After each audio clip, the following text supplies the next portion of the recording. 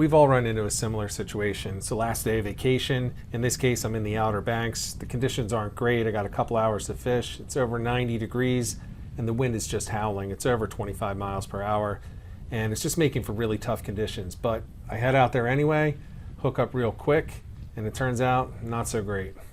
Pinfish. Yeah, it's a pinfish, but it gets better.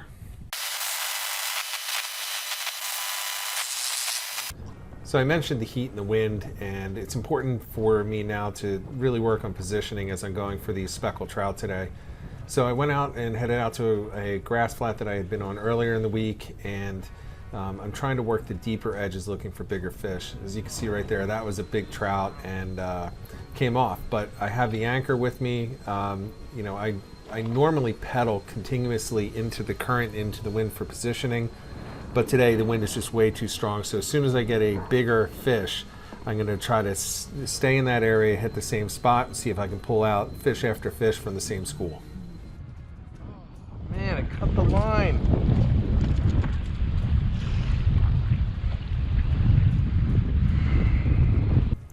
So as you can see, I dropped a nice one in that one spot, and I was tossing over there and didn't get another one. So what I'm doing is I'm trying the other side, and I'm just working a popping cork with a gulp bait hanging down around a foot to a foot and a half beneath it, so a little closer to the bottom. And it's the only way that I seem to be getting any bites this day, just the popping cork, and I'm going to hook into another one right here. And I want you to keep in mind that fish, specifically speckled trout, will school together in similar sizes, and it's not rare to see a large gator trout eating a much smaller trout. So if you're getting 13 inches, you're probably not going to get any 25 inches in there. So that's why I'm hitting different spots. 14 inches. I am not going to keep it though.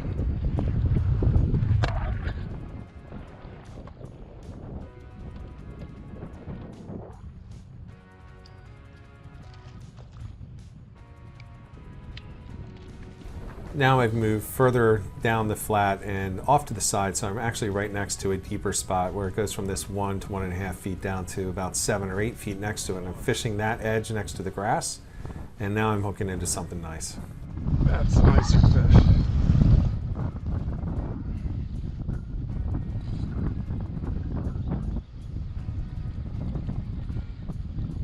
That's a nicer fish.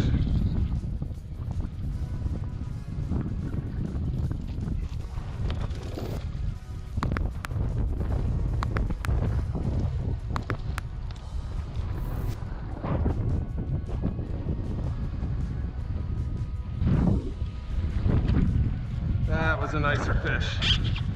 Nice. I'll take that every day. So as you can see, I'm pretty happy with this fish. It's between 18 and 19 inches, and that's going home with me, and it's going to make some nice fish tacos. And this right here is the same spot. Just tossing it back over there, see if there's any more of a similar sized fish in the area. And immediately I get the hits and I hook up. Another nice one.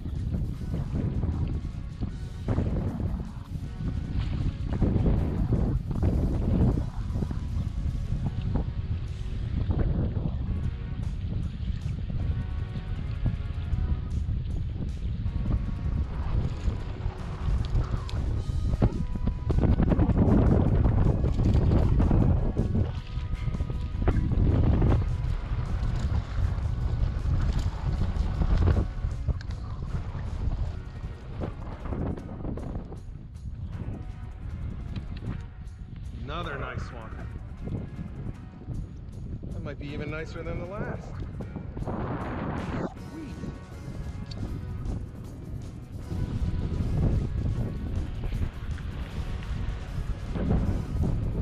Yep. 20 and a quarter. 20 and a quarter.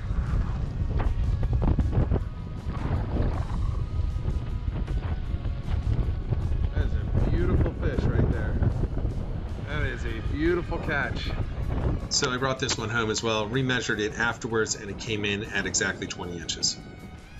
So it started as a difficult day with conditions and starting off with a lovely pinfish, turned into a pretty decent day, picking up some trout and a couple of nice keepers on ice. So I'm heading back in. Popping up on the screen right now, I have a playlist for other fishing trips that I've taken in Pamlico Sound. I also have a playlist popping up for targeting and catching flounder. So check those out. I'll see you in the next video.